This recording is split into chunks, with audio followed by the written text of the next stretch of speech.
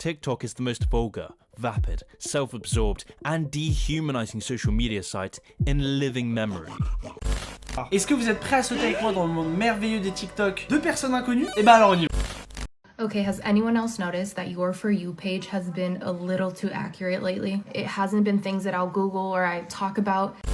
Je boycotte TikTok. Je n'ai pas l'application sur mon téléphone et je ne crée plus de contenu depuis longtemps dessus. Tout ceci est par choix. Ce n'est pas juste que j'ai la flemme ou juste que ça ne m'intéresse pas plus que ça. Non, au contraire, la dynamique de TikTok me passionne autant qu'elle m'effraie. Aujourd'hui, je vais donc vous partager un maximum d'études, de philosophes ou encore d'exemples pour appuyer mes inquiétudes vis-à-vis de l'application de ByteDance. Et je vais commencer avec mon petit disclaimer habituel, mais je vais pas m'attaquer aux TikTokers en particulier, ni même vraiment au contenu qui est sur TikTok, enfin, pas dans le sens où on l'entend, dans le sens où je vais pas m'amuser à dire « Ah, tel TikToker, il fait des pranks, c'est pas marrant, c'est pas du bon contenu, moi j'aime pas ça », ou dire « Ah, telle trend sur TikTok, elle peut être toxique » parce que c'était déjà les reproches qu'on faisait à YouTube et que je trouvais pas du tout légitime, dans le sens où TikTok est une plateforme beaucoup trop large avec beaucoup trop de contenus différents pour simplement pointer un du doigt et dire « Regardez, c'est toxique ». Ça existe, c'est important de pouvoir le dénoncer, mais c'est pas vraiment l'échelle sur laquelle je veux me placer. Tout ça pour dire que je suis pas là pour stigmatiser ceux qui utilisent TikTok ou même ceux qui sont TikTokers, mais c'est pour parler d'une manière plus globale. On peut se mettre d'accord sur le fait que la pandémie et la Gen Z, dont je fais partie, ont donné une carrière à TikTok. Alors que l'ensemble du monde est sous confinement, contraint de rester chez eux, les jeunes cherchent un refuge pour continuer à exister socialement et à partager des moments avec leurs pairs. TikTok a offert la solution parfaite à ce problème. Facile à prendre en main, gouffre infini de contenu et de partage, l'application a aussi un fonctionnement qui la rend très addictive et chronophage, ce qui pose problème désormais, mais était bien pratique lorsque vous aviez une journée entière chez vous sans voir personne. À ce moment-là, personnellement, je ne me suis pas plus intéressé que ça à TikTok. C'était un réseau social émergent, mais vu comme très jeune, et les contenus qui en sortaient ne me paraissaient pas particulièrement pertinents. Mais avec l'ampleur du phénomène, quand j'ai vu que l'application avait réussi à atteindre un marché bien au-delà des moins de 17 ans, je me suis penché dessus plus en détail. J'ai réalisé plusieurs vidéos à son propos et j'ai même lancé mon compte pour créer du contenu dessus. Je ne me retrouvais absolument pas dans ce que je voyais sur le réseau social. J'ai donc décidé d'en faire moi-même pour pallier à cela. Et honnêtement, ça marchait pas trop mal. J'avais mis en place un concept très simple avec quasiment une anecdote par jour en rapport avec la pop culture. Les vues étaient extrêmement correctes et je pense que si j'avais persévéré, j'aurais pu convertir avec un nombre d'abonnés correct sans pour autant devenir une star de la plateforme. D'ailleurs, c'est l'un des premiers problèmes que j'ai avec TikTok, c'est que les chiffres ne veulent plus rien dire. Faire 1 million de vues n'a aucun sens, avoir 100 000 abonnés non plus. Tout le monde a des abonnés à tel point qu'il est de plus en plus difficile de distinguer qui sont les personnes avec une réelle influence. Bref, j'ai arrêté assez rapidement d'en faire, avant tout par manque de temps. Je préférais me concentrer à 100% sur ma chaîne YouTube plutôt que de m'éparpiller. Et surtout, le contenu que j'y créais ne me donnait aucune satisfaction. Je n'étais pas content ou fier des TikTok que je réalisais. Et ma seule satisfaction venait alors du nombre de vues, ce que je trouvais assez malsain. Ça, c'est sans compter les commentaires qui arrivaient à être encore pires que sur YouTube, avec des attaques frontales ultra agressives, des fake news, et l'impression que les gens se lâchaient comme si le créateur n'allait pas les lire. Et sans compter que, même durant ce laps de temps, je n'avais pas réussi à accrocher à l'application en tant qu'utilisateur. Et je me sentais un peu dans le rôle d'un imposteur à créer du contenu qui me plaisait pas tant que ça sur une des plateformes que je détestais. Pour le bien de cette vidéo, j'ai d'ailleurs essayé de consommer du contenu TikTok régulièrement dans la semaine, mais j'en suis arrivé aux mêmes conclusions. Et même plus j'y réfléchis, plus je la pense assez nocive. Mon premier et presque principal problème avec TikTok concerne l'algorithme. Tous les grands réseaux sociaux sont aujourd'hui régis par des algorithmes qui vont décider de la mise en avant du contenu. C'est une pratique aussi courante et nécessaire que régulièrement dénoncée. En effet, comme j'en ai régulièrement parlé, cela nous enferme dans des bulles de filtre qui vont nous pousser à consommer encore et toujours le même type de contenu. Le problème, c'est que sur TikTok, l'algorithme est roi. Sur YouTube, et Dieu sait que j'ai eu l'occasion de le critiquer, l'algorithme va classer les vidéos dans un certain ordre, qui va être proposé à l'audience. C'est ensuite donc à l'individu de choisir si oui ou non il clique sur la vidéo. Alors oui, la plupart des gens se laissent porter par les suggestions d'un logiciel très bien rodé. Mais l'entreprise de Google a au moins la décence de laisser une place au libre arbitre, encore plus avec l'onglet d'abonnement qui, lui, n'est soumis à aucun algorithme pour l'instant et conserve un ordre chronologique. L'option à regarder plus tard également. TikTok a décidé d'effacer notre libre arbitre. Et si les adeptes de Spinoza y verraient une évidence, on ne peut que regretter l'absence même de possibilité de faire un choix. Je dis ça car sur TikTok, on défile simplement les vidéos sans jamais choisir quelle sera la suivante. Et même l'onglet abonnement est rangé dans un ordre choisi par le logiciel de préférence chinois extrêmement puissant. Mais au-delà du problème moral et éthique que peut poser l'absence de choix du contenu, on laisse le robot choisir pour nous car on considère qu'il est plus compétent sur le sujet. L'algorithme tout puissant va avoir un impact énorme sur le contenu. Je pense qu'il faut qu'on se questionne tous et notre société sur la place qu'on souhaite laisser aux algorithmes qui sont essentiels. Les algorithmes aujourd'hui, on ne peut pas vivre sans les algorithmes. Hein. Quand on va d'un point A à un point B, on demande à un algorithme de choisir le meilleur trajet et je pense que ça nous régale tous et qu'on continue à le faire, hein, c'est pas la question. Mais plutôt quelle place on veut leur laisser, quel pouvoir on peut leur laisser. Parce qu'en effet, puisque vous consommez beaucoup plus de vidéos, il peut savoir beaucoup plus précisément ce qui vous plaît ou pas. Et c'est un cheminement qui est extrêmement complexe. Hein. Même les concepteurs souvent disent ne pas forcément très bien comprendre comment fonctionne parfaitement l'algorithme, et en même temps, tant mieux, sinon tout le monde pourrait tricher pour être mis en avant. Mais ça pose un problème du coup de bulle de filtre, on en a beaucoup parlé, on aura l'occasion d'en reparler, mais ça pose aussi un problème en cas de compromission de ces données. Je veux dire, si demain TikTok se fait hacker, un hack énorme comme a pu par exemple le subir Twitch, alors non pas sur les données de ses utilisateurs apparemment, dans le sens de ce que les utilisateurs veulent et des recommandations, mais c'était même sur des informations personnelles quand même.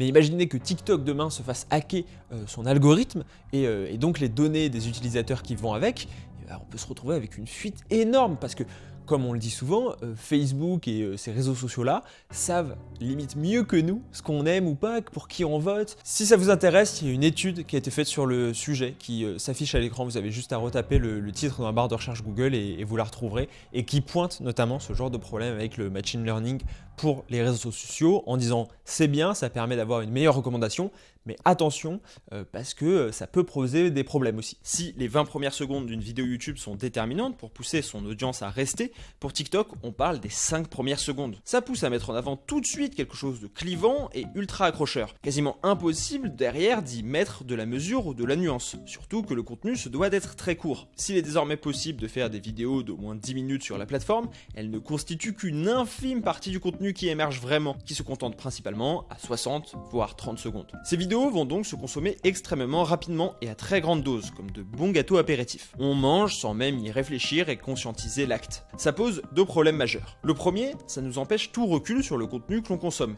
et le terme est particulièrement à propos. Quand on est exposé à beaucoup de vidéos très courtes, on a plus de mal à pouvoir prendre du recul et à remettre en perspective ce qu'on a vu, le questionner ou simplement réfléchir à ce sujet. Aussi, en 30 minutes sur TikTok, on est facilement exposé à une centaine de vidéos. Cette abondance, choisie par l'algorithme, a été étudiée, et les neurologues pointent qu'elle est extrêmement agréable pour le cerveau. Cela va mettre en place comme un système de récompense qui va nous empêcher de nous arrêter de scroller. La courte durée des vidéos rend difficile l'appréhension correcte du temps passé sur les réseaux sociaux. Une étude intitulée Viewing personalized video clips recommended by TikTok activates default mode network and ventral tegmental area pointe les risques clairs d'addiction qui peuvent exister. 6% des utilisateurs auraient une utilisation vraiment abusive de l'application. Une autre étude menée par Troy Smith, un universitaire américain, tombe également sur ce chiffre de 6%, mais pointe aussi 25% d'autres utilisateurs qui auraient un risque modéré d'addiction. On parle donc de 30% des utilisateurs en tout. Un autre problème, en partie dû à l'explosion de TikTok, est la baisse considérable de l'attention chez les jeunes. Selon une étude, la génération Z aurait une capacité d'attention de 8 secondes. Bon, alors, ça paraît minuscule, ça l'est, mais pour relativiser, celle des millennials est de 12 secondes.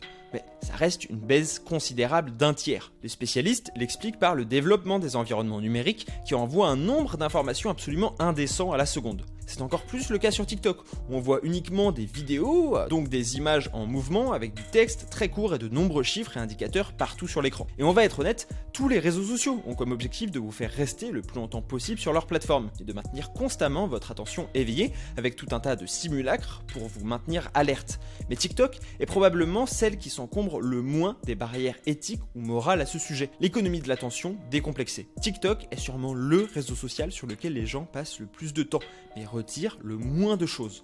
Les vidéos les plus virales restant majoritairement des storytime ou décorées. Et là, vous me direz sûrement que j'ai simplement à ne pas aller sur l'application. je ne serai pas concerné par les problèmes que j'ai énoncés. Le souci, c'est qu'aujourd'hui, TikTok est bien plus que TikTok. L'explosion du réseau social a attiré l'attention et la convoitise de ses concurrents. YouTube a lancé le concept des shorts, qui est juste un copier-coller intégré à l'application, comme les Reels sur Instagram. Mais ça va même plus loin avec Instagram, qui semblait vouloir changer la présentation du fil d'accueil pour bien mieux l'adapter aux vidéos, se rapprochant du design de TikTok. Ironique pour un réseau social créé pour la photo à l'origine. Mais l'influence du tentaculaire ByteDance s'étend encore au-delà de la Silicon Valley, avec évidemment son rôle aujourd'hui prépondérant dans l'industrie musicale. On en avait parlé, mais depuis, le phénomène a encore pris plus d'ampleur. Des artistes se sont même plaints, comme Halsey ou FKA, que leur label les force à faire des musiques pour devenir des trends TikTok.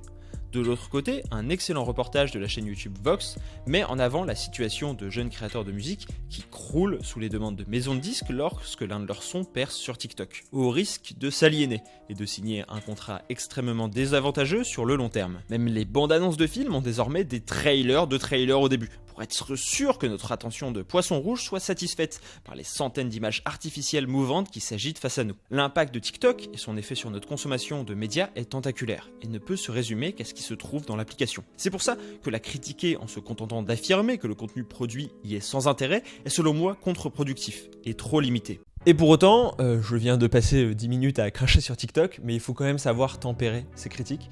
Dans le cadre de mes recherches pour cette vidéo, je suis tombé sur la chaîne YouTube de Moon, qui est un youtubeur américain qui a l'air de détester les réseaux sociaux, mais d'y passer beaucoup de temps, étonnamment, et qui a fait genre 3 vidéos sur TikTok en disant que c'était absolument horrible, que c'était considéré comme une menace nationale aux États-Unis, en s'appuyant sur le fait que l'armée américaine aurait demandé à ses soldats de ne pas avoir de compte TikTok, et en gros pour lui c'est un organe de propagande déguisé de la Chine.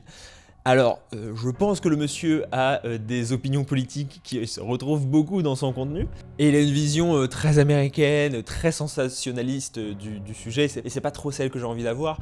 Pour vous rassurer un peu, Baptiste Robert, qui est un hacker spécialisé dans les data et qui fait beaucoup d'analyses sur le sujet, a fait notamment une étude approfondie du code de TikTok et a relevé qu'il n'y avait pas de problème majeur, en tout cas qu'il lui apparaissait pas de problème majeur, notamment au niveau des données qui permettrait par exemple au gouvernement chinois de les utiliser dans l'absolu. Pour autant, il ne faut pas faire de TikTok un bouc émissaire. Parce que finalement, TikTok n'est pas la maladie.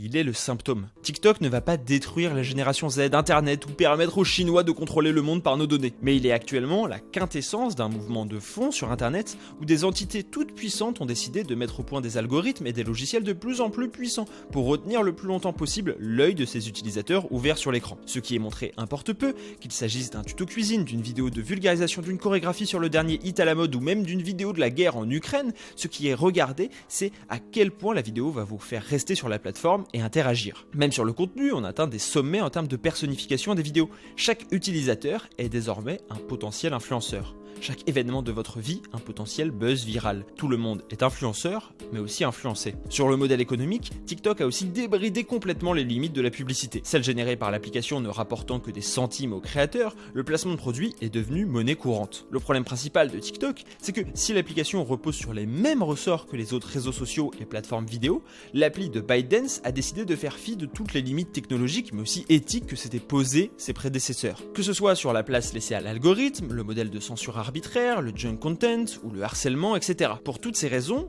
et le fait que je vis très bien sans, je boycotte TikTok. Cependant, j'ai conscience que TikTok n'est que la face émergée de l'iceberg, la cible facile à désigner pour pointer du doigt les différents mots de la création de contenu sur Internet. Et finalement, on peut même se demander, est-ce que c'est TikTok qui a influencé les autres réseaux sociaux, ou est-ce que TikTok n'est pas justement le fruit de cette influence des autres réseaux sociaux? On voit notamment la mise en scène de l'influençarisation enfin de la vie des stars sur Internet, c'est-à-dire que avant on devenait influenceur parce qu'on créait du contenu, et voilà, qui n'était pas forcément lié au fait qu'on soit influenceur.